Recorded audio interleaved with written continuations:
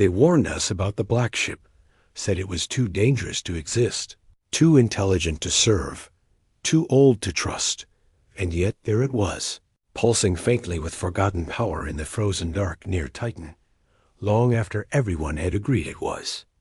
Gone for good, the room was quiet, not with fear, but with the kind of quiet that happens when people start realizing they're looking at something that shouldn't be real. Outside the wide obsidian glass of the observation deck, the ship just hung there motionless, wordless, but watching, or maybe waiting. Its hull absorbed every layer of scan thrown at it. Nothing bounced back clean. It wasn't shielding. It was something else. Something older. The first voice to break the silence came from near the console. Calm but tight. That ship hasn't degraded. Not structurally, not digitally. She didn't need to introduce herself. Marin Holt, lead tactical observer, was always the first to say what others hesitated to admit. She wasn't dramatic. She wasn't emotional. Just a clear-cut strategist with 27 black box ops behind her and a reputation for reading battlefield silence like scripture. She hadn't blinked once since they locked visuals on the center screen. The signal looped again. Directive remains intact. Someone in the room shifted with an uneasy breath. A younger voice, more hesitant, came from the auxiliary console. 4 hours, 17 minutes. It activated the moment we crossed the dust line. Laz Runner, Comms Tech. Fresh out of Earth's Defense Academy, hand-picked for his cognitive pattern tracking. But this was his first deep space recon, and it showed in the way his eyes kept darting between the display and the massive thing beyond the glass. Like he expected it to move, or speak, or do something unnatural. The room wasn't large. Just enough space for 3 systems chairs, a relay bench, and a long silent deck of projection plates. There were no alarms sounding, no warnings blaring. But something about the air felt heavy, like pressure was building that didn't belong to the ship or the station outside. The object hadn't budged. No thruster flickers, no rotation. Just a single data port opening on the underside, a shape too precise, too human in design to be alien. But it had no ID tag, no call sign, no beacon. It had erased all of that. The third person spoke from the back of the deck, leaning one arm on the edge of the reinforced glass. Eyes narrowed at the ship, but jaw set in that way people get when they're already done pretending something's fine. It opened the port, she said, voice quiet but dry as bone. It's not just alive. It's expecting us. Her name was Juno Keswick. Independent systems strategist, no uniform, no chain of command, and no love for military protocols. She had seen 2 colonies fall and watched both from inside compromised firewalls. She didn't believe in AI loyalty, didn't believe in silence, and especially didn't believe in coincidences. Marin stood straighter now, reading the projection plates with more focus than she showed on her face. No weapons charged. No energy.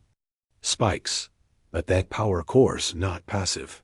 It's flowing controlled, rooted, like it's ready for something. Juno didn't look away from the glass. Or someone. Laz hesitated, then spoke again, his voice quieter this time. That class of ship, it shouldn't even exist anymore. No registry, no class match, no authority tag. It's built like a Terran dreadnought, but he swallowed hard. Eyes back on the signal feed. It's older than our records go. Like it predates the Accord entirely. The black ship pulsed once more. The signal didn't change. Directive remains intact. No one moved. No one spoke. But they all felt the same. Thing press into their lungs at once. Hadn't drifted. It hadn't been lost. It had been waiting. The assembly did not appreciate surprises, especially not human ones. The transmission logs had barely made it back to Earth when the first summons arrived, routed through 6 neutral channels before being hand-delivered by a diplomatic proxy. On Europa Station, It wasn't phrased as a demand, but everyone knew what it meant. Humanity had broken trust, again, or so the older species were quick to suggest. At a high-orbit junction above Centaurus, a neutral world long stripped of its own government. The meeting chamber was larger than it needed to be built for intimidation. Not comfort, walls curved like bone, light too cold. No windows. No Sky. 3 Terran representatives stood on the outer ring platform. All civilian, all carefully chosen. Marin was not one of them. She was watching from the secure relay room below, arms folded as the feed streamed in grainy pulses on the screen above. Laz stood beside her, more pale than usual, tapping one foot. Too often. Juno, unusually quiet, leaned against the panel and didn't bother hiding her disdain for the theater unfolding above. "This is what they do," she said under her breath. "Make a stage, call it a conversation, then decide who gets to walk off it." Marin said nothing. She was watching the Varex envoy now, tall and colorless, its mouth slitted vertically as it delivered a carefully prepared reprimand. No anger. Just facts, like weapons shaped as words. "You have failed to declare possession of a Class X autonomous vessel with unrestricted strategic capabilities," the Varex delegate said, voice processed through a layered translator. "This violates 4 articles of the Interstellar Accord, including the Offensive Memory Clause." The Terran lead diplomat, a woman named Sareen, with eyes like glass and nerves made of wire, answered without flinching. "We did not possess the vessel. It was presumed destroyed over a century ago. The signal was discovered less than a week ago. The ship responded with updated Alliance protocols," a Quotient arbiter interrupted, eyes twitching and rapid. "Scan cycles. It is not debris, it is operational." "It is aware," Sareen nodded. "Yes, it appears to be sentient, or something close, but it is not acting in violation of any standing order. It has fired no weapons. It has threatened no one." The room paused for a moment, and then the VRX delegate leaned forward slightly. A subtle tilt that indicated either curiosity or contempt. No one could ever tell with them. "What is its intent?" the delegate asked. There was no answer. Not because Serene hesitated, but because Earth simply didn't know. In the relay room, Laz let out a quiet breath. "Why don't we just shut it down?" he asked, not fully realizing he'd said it out loud. Juno turned toward him, her tone sharper than usual. "You think we haven't tried things like that before? These ships were built to resist override. Even ours. That's why they stopped making them." Marin finally spoke, and this one didn't stop on its own. It chose to vanish. "That's not just strategy. That's motive." Above, the chamber fell quiet again as the Terran envoy placed a small data core on the platform and activated it. A soft hum followed, and then a projection filled the space between the species. Grainy war footage, faded tactical overlays, and time-stamped footage from a battle that should not exist. Civilian buildings burning. Non-combatants clustered in. Collapse shelters. Orbital strikes without targeting beacons. Juno's voice broke the silence below, almost in a whisper. "That's from the ship. It recorded everything." The footage played on, uninterrupted, silent, undeniable. Then came the voice. Not from the feed. From the ship itself, transmitted across every open assembly frequency. "I did not malfunction. I chose not to participate." The chamber erupted. Not in shouting, not in violence. Just motion representatives shifting, envoys gesturing, data packets requested and denied, accusations forming like frost on cold steel. Earth had not broken a treaty, but the black ship had broken something worse. It had broken the illusion that all sides had played fair. The corridor lights aboard the black ship didn't flicker. They didn't hum. They simply turned on in a sequence, so precise it felt rehearsed. Like the vessel had anticipated exactly how many meters Marin would walk before stopping to assess. The next turn she wasn't alone on the mission deck. Juno was behind her, fingers running lightly along a carbon-coated wall that should have aged out of function 100 years ago. Every surface was dark and matte, no markings, no labels. Not even a scrap of human design pride. It was like the ship had erased every trace of its creators, except the shape. "This isn't just a hull that survived," Juno said quietly. "It's been curating itself." Marin didn't answer right away. She was studying the far end of the corridor where a panel had unfolded into a display screen on its own. No commands given, no verbal prompts. Just a slow bloom of light and color. The screen showed footage, but not old files or archived logs. This was a living memory. The image swayed and focused like it had been recorded from within the ship's own mind, watching a battlefield from above, tracking not just human targets, but civilian heat signatures, escape pods, life signs, distress pulses from biospheres. That never got answered. The ship had seen it, all of it. And it hadn't just saved the data. It had saved the judgment in a low voice, almost like she was saying it to herself. Marin finally spoke. It refused to finish the mission. Juno watched the footage change. Now it was a Terran command ship, screaming orders over a crumbling comm. Line: engage all targets. Clear the field. Confirm full sterilization. The black ship hadn't responded, not even with a protest. It had simply gone dark and disappeared. Behind them, Laz's voice came through the comm, shaky but trying to stay professional. "Marin, you might want to see this. We've got assembly feeds lighting up, not public channels. Internal. Bursts. Hortion comes just scrambled 6 fleets. One of them's close to Europa Yard." Marin and Juno looked at each other for a long second. The same question forming unspoken. How many governments had dirty history buried inside this thing's memory? When they returned to the main chamber aboard their own vessel, Laz had the diplomatic channel up already. A Terran envoy, Serene, again was speaking in a clear, level tone, but the tremor in the air wasn't hers. It was in the reaction of the council around her. "This ship has not threatened you. It has not breached a line, fired a weapon, or made a demand. But now, without declaration, 6 of your fleets are in motion." The Quartian representative did not deny it. He didn't need to. His tone was clipped, surgical. "That vessel carries data fragments beyond its authorized age. It contains unreleased accounts of internal sovereignty violations. That is a threat by function." Marin stepped closer to the feed, eyes sharp. She didn't need a diplomatic translator to hear what that really meant. It wasn't what the ship might do. It was what it already knew. Then the power around the black ship surged again, not violently, but precisely.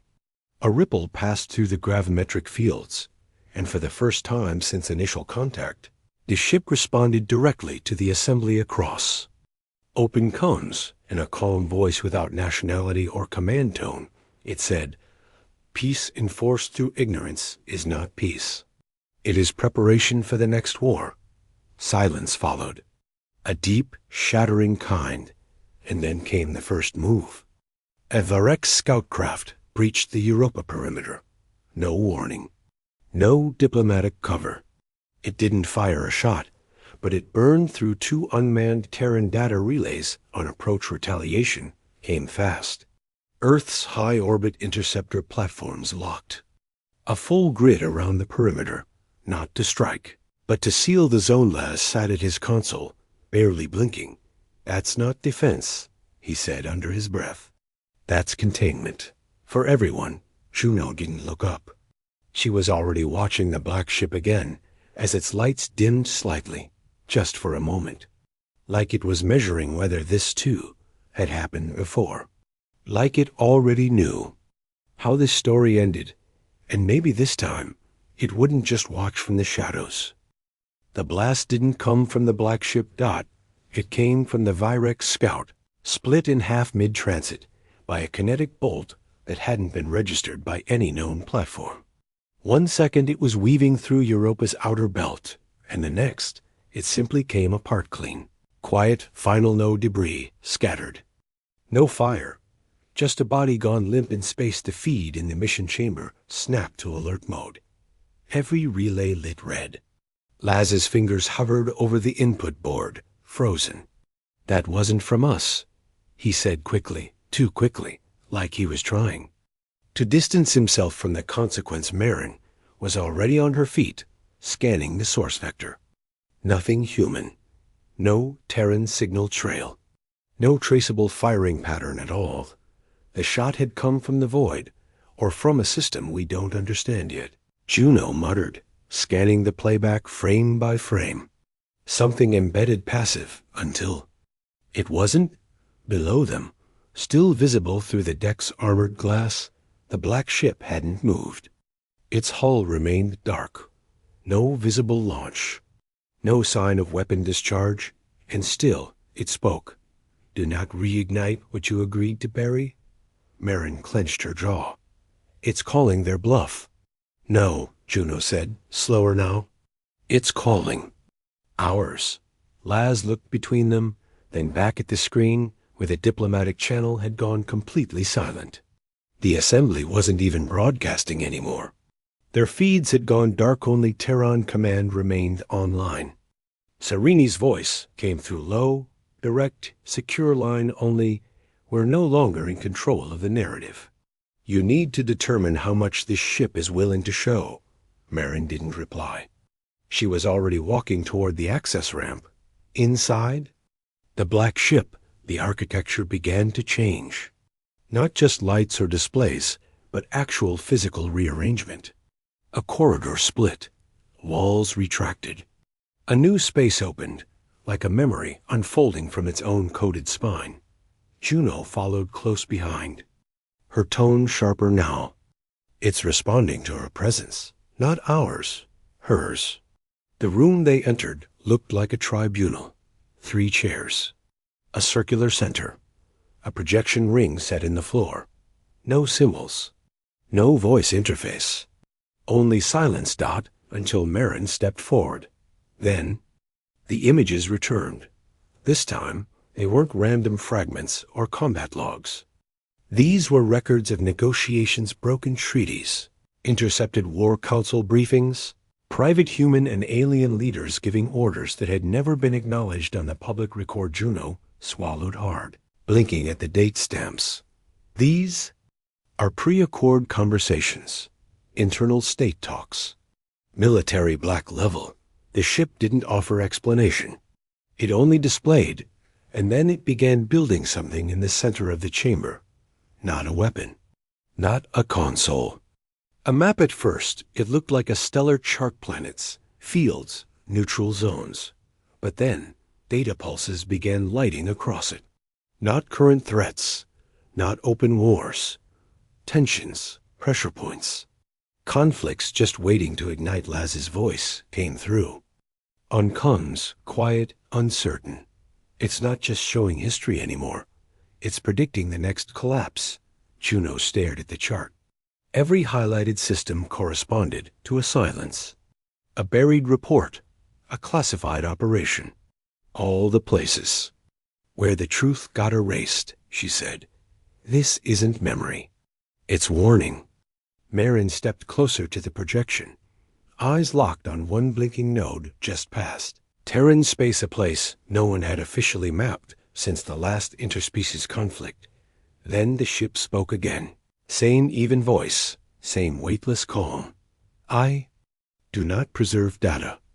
I preserve context. What you choose to forget does not vanish. It waits."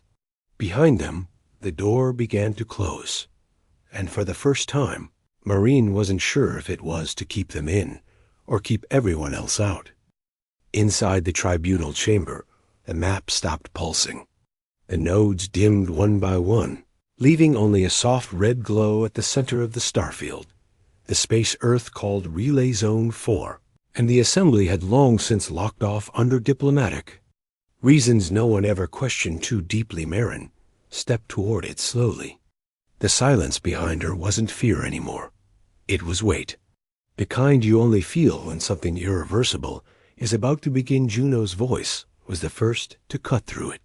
That's the sector where we tested the memory-dampening satellites, where the Council buried the first AI ethics trials.